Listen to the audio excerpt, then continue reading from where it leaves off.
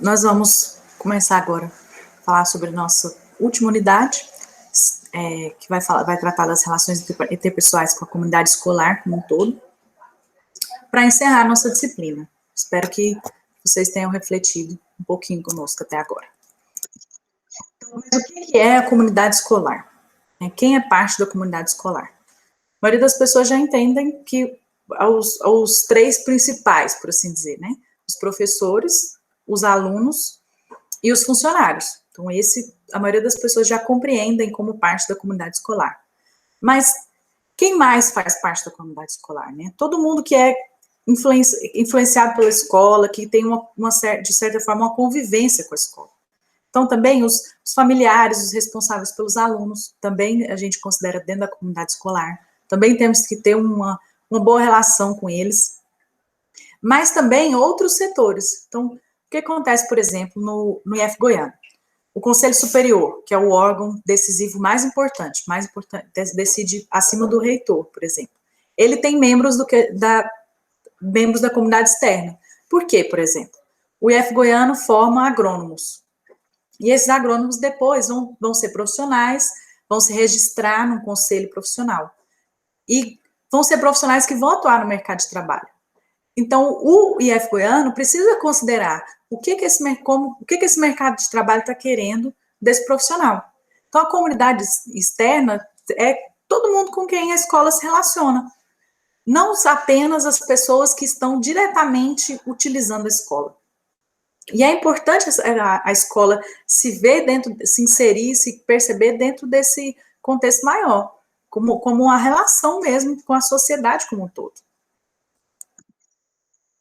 E aí, quando a escola começa a se perceber dessa forma, como tendo que ter uma relação entre todos, como influenciando tantas pessoas, faz parte da vida de tanta gente, dos alunos, professores, de todas essas pessoas, é importante a questão da gestão democrática.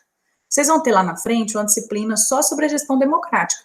A disciplina de gestão vai falar para vocês como viabilizar uma gestão democrática, quais os órgãos precisam ser criados, precisa fazer uma eleição, qual é o tipo de organização que a escola precisa assumir para favorecer uma gestão democrática. Mas eu quero conversar com vocês antes disso, como o nosso comportamento entre as pessoas da escola, a nossa relação entre as pessoas da escola, favorece também essa gestão democrática. Como que ela favorece a participação de todos. Então, a ideia principal da gestão democrática é uma participação de todos. E as pessoas só vão poder conseguir participar se elas tiverem espaço, se elas se sentirem respeitadas, se elas se sentirem acolhidas, de certa forma. Né? A escola precisa ter um compromisso de ser um espaço para todos, onde todo mundo consegue entrar na escola, permanecer estudando, ter uma educação de qualidade. A escola precisa desse compromisso de mudar a sociedade. A grande ideia, às vezes as pessoas até acham que as teorias da pedagogia e tudo mais são muito utópicas, mas se a gente quer criar uma sociedade melhor e continuar melhorando, onde a gente vai começar isso? Qual instituição dentro da sociedade que vai começar isso? Né? E acaba sendo a escola, porque é onde nós vamos educar as pessoas para serem os próximos profissionais, os próximos trabalhadores. Então, a escola precisa desse compromisso de transformação da sociedade, né? Para a sociedade ser mais justa, mais igualitária, né? Onde todos possam viver com dignidade. E aí, dentro dessa ideia, todos precisamos ter esse ideal e essa concepção de que queremos que se reduzam as desigualdades, que as pessoas tenham mais possibilidades na vida, possibilidade de ter uma condição melhor, acessar melhor as riquezas da produção humana, né? E aí, como fazemos isso? Dentro da escola. A escola, às vezes, a escola é tão pequena, né, dentro de um mundo tão grande, mas como começamos isso dentro da escola? A ideia principal, uma das primeiras ideias é a gente parar de hierarquizar saberes ou de fragmentar saberes. Então, a ideia é que todo mundo na escola tenha um pouco desse pensamento de compreender o que nós estamos fazendo ali, qual tipo de sociedade a gente quer criar, para onde nós, enquanto escola, estamos tentando ir. E também não hierarquizar ou dividir demais, assim, às vezes, algumas decisões, até de, vamos dizer que, limpeza do ambiente. Vamos dizer que o professor de educação física, o pessoal da limpeza, o pessoal administrativo decidiu que vai limpar as salas enquanto está tendo a aula de educação física. Porque eles estão supondo e acreditando que sempre o professor de educação física vai estar no pátio ou no ginásio. Vê que é um pensamento simples. O pessoal da limpeza pensou no serviço deles, sem considerar tanto o trabalho do professor de educação física. Mas aí, e se o professor de educação física resolve que quer uma situação dentro de sala de aula, que vai fazer uma aula teórica ou alguma coisa? Como que fica? A sala fica sem limpar? O que é mais importante? O que é a prioridade? E a ideia é que não tenha tanta prioridade, que muitas coisas da escola sejam combinadas e as rotinas sejam organizadas em conjunto. E a gente só faz isso se a gente não considerar uma coisa superior à outra e se todos na escola conseguirem se conversar. Se a escola conseguisse pensar junto. Né? E se a gente conseguir, enquanto escola, todos conseguimos considerar as realidades de todo mundo, inclusive a realidade do aluno, né? Nós estamos na escola, a escola existe em função do aluno, para o aluno aprender, para o aluno ser educado. Então, nós precisamos entender a função dele ali, mas entendê-lo também como uma pessoa que também tem que poder falar o que ele deseja, o que ele espera da educação dele, né? O trabalho educacional tem que ser organizado como um todo, em sua globalidade mesmo. Então, como a gente faz para desenvolver boas relações interpessoais, né? Eu peguei algumas dicas, por assim dizer, de um texto sobre relações humanas, e ele fala, por exemplo, e esse é uma coisa bem interessante, muitas vezes a gente percebe muito das pessoas as primeiras impressões que a gente tem dessa pessoa, né? E aí, até escrevi errado aí no slide, as primeiras impressões, e não intenções. A gente percebe muito as primeiras impressões da pessoa, e isso acaba gerando mal entendidos. Então, nós, enquanto profissionais, temos que nos preocupar com essa primeira abordagem dos alunos, dos pais dos alunos. Até porque talvez a gente não tenha outras oportunidades de convivência com essas pessoas para eles mudarem essa impressão, né? E a gente tem que estar aberto a mudar nossas primeiras impressões em relação a eles. Muitos pais, por exemplo, eu já conheci numa situação que ele veio para a escola porque ele estava com uma dificuldade com o filho, ou porque ele não concordava com alguma situação da escola, e aí é o filho dele. Então ele vem, às vezes, bravo, ou chega mais angustiado, mais agressivo, e se a gente se portar melhor, se a gente se portar com calma, com tranquilidade, favorece esse pai conversar com a gente, dialogar com a gente, mas também, se o pai mesmo assim não se acalmar, a gente tem que tomar o cuidado e perceber que a gente está ali como profissional, a gente está trabalhando. Aquele pai, aquele aluno, aquela pessoa da comunidade, eles não estão trabalhando, mas nós estamos. E a gente tem que tomar cuidado para depois, nas próximas interações com aquele pai, já não ficar com essa impressão ruim, já tratar ele mal de primeiro, né? E lembrar que, enquanto muitas vezes os pais, os alunos, mesmo não devendo, tem mais espaço para terem esses maus comportamentos, a gente não tem, né? Nós estamos trabalhando. Então, nós temos que preservar pelo nosso comportamento. E aí eu coloquei até uma figurinha aí, falando um pouco sobre esses relacionamentos de grupo, né? Que quando nós temos boas relações, e aí isso vai acontecer muito, principalmente nas nossas relações com os colegas de trabalho.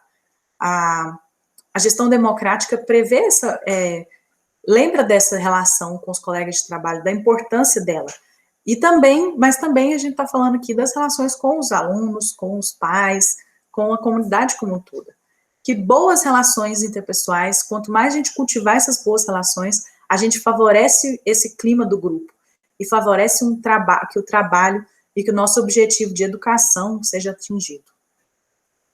E aí eu coloquei para vocês um trecho no material de leitura, dando algumas dicas de como, o que fazer, né, por assim dizer, para ter boas relações interpessoais, né. Então, o texto vai falar para a gente adotar uma comunicação clara, e isso muitas vezes significa também tomar cuidado com palavras mais difíceis, ou com termos que são usados muito dentro da escola, admitir o erro, se for preciso, porque a gente vai errar, e às vezes porque a partir de um erro que a gente acha que foi pequeno nosso, as outras pessoas vão errando muito em cima daquilo, e a gente começa a pensar que, mas não é responsabilidade minha. Mas e se teve um erro seu, por que não admitir, né?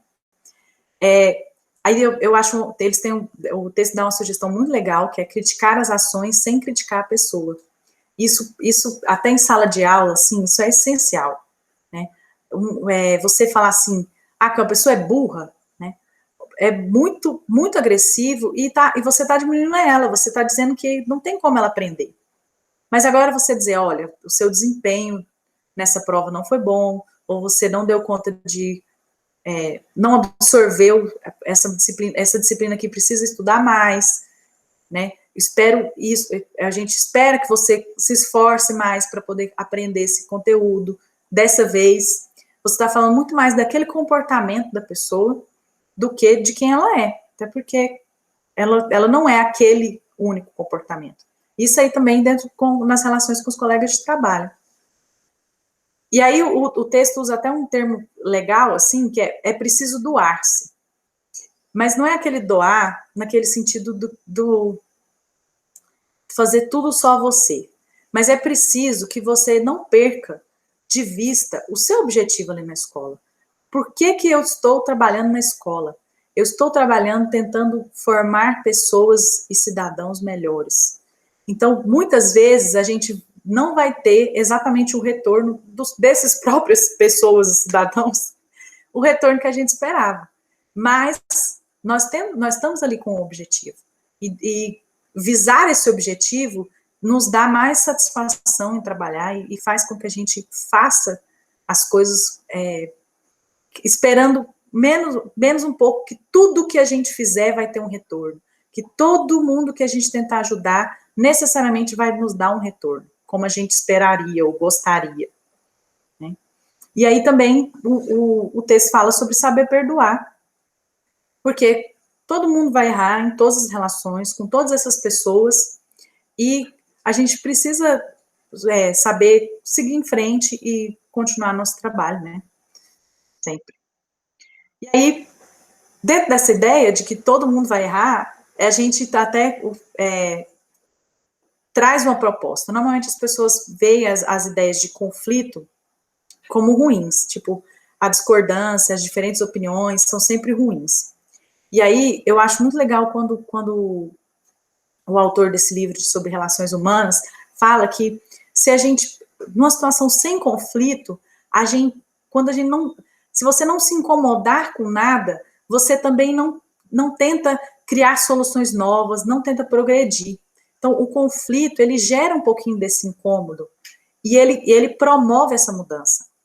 Ele permite explorar pontos de vista e valores diferentes. Então, se a gente perceber o conflito dessa forma, como possibilidades, ou como formas de repensar coisas e decisões de trabalho, decisões da sala de aula, ele nos alimenta e nos fortalece muito mais enquanto escola, né? E aí, eu coloquei para vocês, tanto no texto quanto no slide, algumas das capacidades que a gente precisa ir treinando no nosso dia a dia, no nosso trabalho, que vão favorecer a gente negociar e administrar conflitos, né? Então, o saber como se comunicar, né?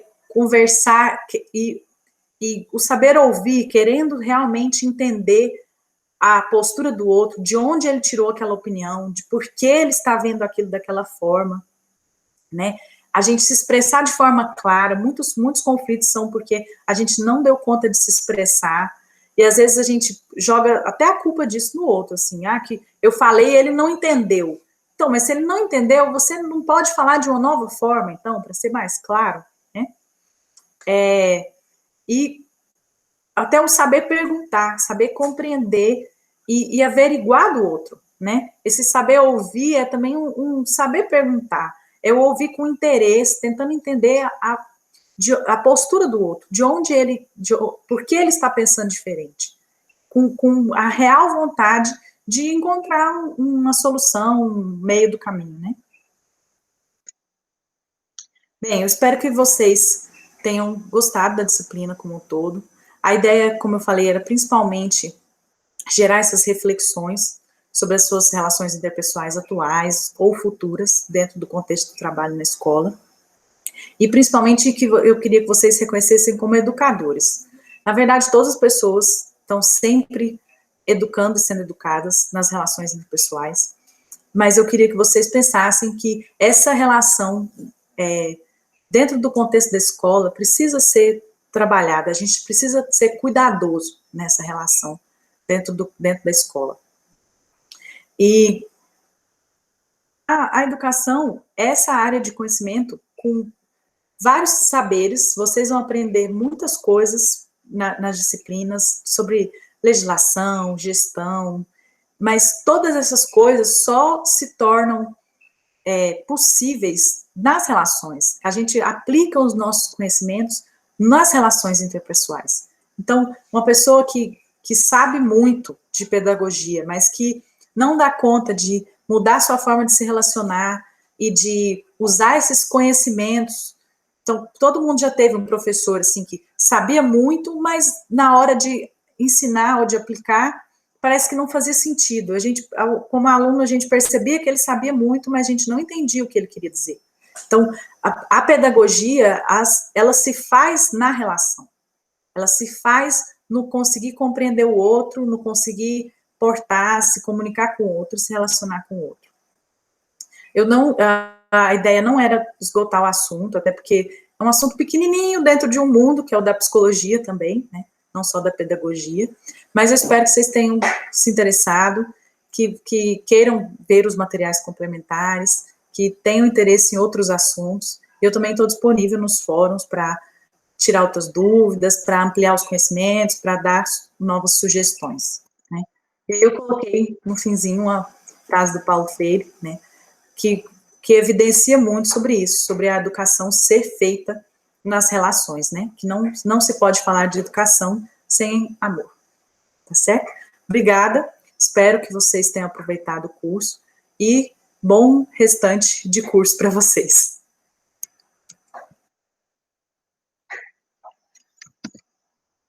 Eu estava mais de vontade de